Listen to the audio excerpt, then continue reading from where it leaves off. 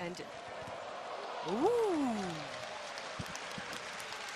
that was brilliant. 30 seconds, 31 seconds, it's over. It's Barbara Matic throwing Peterson flat on her back. Yeah. So Barbara Matic with the bronze medal. So again, a 5th place for the British.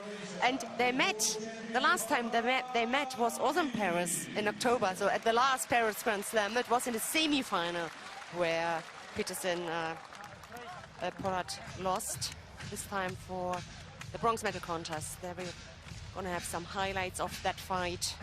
It's good to see Barbara Matic as the reigning world champion, but looking really happy with her bronze medal. Yeah. Cannot always be a gold one, of course.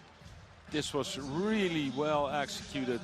Fast seoinage on one side. Only on the sleeve, 2 hands on the sleeve. And just jumped in. Yes.